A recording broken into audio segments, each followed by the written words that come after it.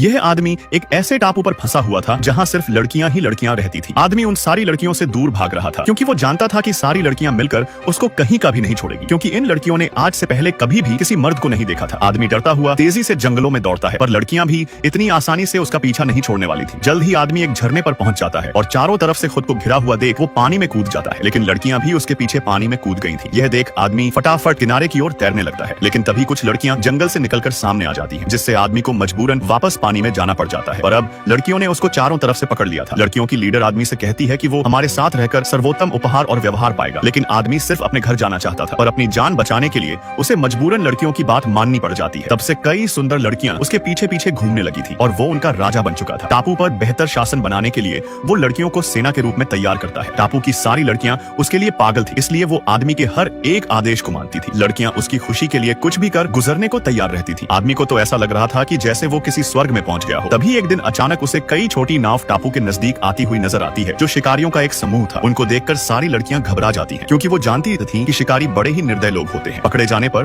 वो उनको नोच डालेंगे। लड़कियों को डरता देख आदमी तुरंत सबको शांत रहने के लिए कहता है और कहता है कि उसके पास जंगली लोगों से बचने का एक तरीका है। वो लड़कियों को बोर्ड लेकर शिकारियों को टापू से भगाने को कहता है। जंगली नेता बहुत गुस्से में था, क्योंकि 10 सालों से टापू पर छिपी हुई लड़कियां आज उनका सामना कर रही थी। इसलिए जंगली नेता खुद आकर लड़कियों को हथियार डालने को कहता है, वरना वो पूरे टापू को तबाह कर देगा। नेता को लगा कि वो लड़ेंगी, लेकिन लड़कियां हार मानकर उनका कब्जा स्वीकार कर लेती हैं। फिर सारे जंगली लोग लड़कियों के पीछे जंगलों में जाते हैं। जंगली शिकारी आदमी के जाल में फंस चुके थे। उनके जाने के बाद आदमी लड़कियों की दूसरी टीम को उनकी नावों को तोड़ने के लिए भेजता है। उसी समय जंगली लोग एक मूर्ति के पास पहुंच चुके थे। नेता घुटने टेक कर उनकी पूजा करता है और अपनी रक्षा के लिए प्रार्थना करता है। फिर उठकर उसने सभी लड़कियों को पकड़ने का आदेश दे दिया था, क्योंकि वो अपने कबीले की संख्या बढ़ाना चाहता था। लड़कियां बचकर इधर उधर भाग रही थी कि तभी अचानक मूर्ति से एक अजीब आवाज आती है, जिसे सुनकर जंगली नेता हैरान था। तभी मूर्ति की आंखों से तेज रोशनी निकलने लगी थी, जिसको देखकर जंगली नेता बहुत गुस्सा हो जाता है और मूर्ति को कोसने लगता है। तभी मूर्ति के मुंह से आग निकलने लगी थी, जिसमें शिकारी जलते जलते बचे थे। तभी मूर्ति से ठंडी हवा भी निकलती है, जिसमें नेता की कुल्फी जम गई थी। और फिर अचानक मूर्ति के मुंह से तेज पानी निकलने लगा था, जिसने जंगली नेता को कई मीटर दूर फेंक दिया था। दरअसल यह सारे चमत्कार आदमी कर रहा था। वो पानी का पाइप लेकर मूर्ति से बाहर निकल आता है और जंगली शिकारी पर ऐसा हमला करता है, जिससे सारे लोग डरकर तुरंत नाव की ओर दौड़ पड़ते हैं। लेकिन आखिर तक आदमी ने सारे जंगली शिकारियों की बैंड बजा कर रख दी थी, जिसके बाद टापू फिर से खुशहाल स्थिति में लौट आया था। आदमी लड़कियों के साथ जश्न मना रहा था। वो उनके साथ नाचता गाता है और खूब मजे करता है, पर उसे समझ आ चुका था कि लड़कियां उसे हमेशा के लिए टापू पर ही रखना चाहती हैं, जिससे आदमी तुरंत वहां से भागने का फैसला करता है। ये देख लड़कियां गुस्से में भाले लेकर उसके पीछे दौड़ने लगी। आदमी उनके हमलों से बचते हुए आगे भागे जा रहा था। तभी किस्मत से उसको आकाश में एक हेलीकॉप्टर दिखाई दे जाता है। वो तुरंत किनारे जाकर जोर जोर से चिल्लाने लगा था। हेलीकॉप्टर के पायलट ने उसे देख लिया था। वो बचाव के लिए तुरंत एक रस्सी नीचे फेंकते हैं। लड़कियों की सेना भी किनारे तक पहुंच चुकी थी, मगर आदमी सफलतापूर्ण हेलीकॉप्टर पर चढ़ जाता है और लड़कियों की इस टापू से बचकर निकल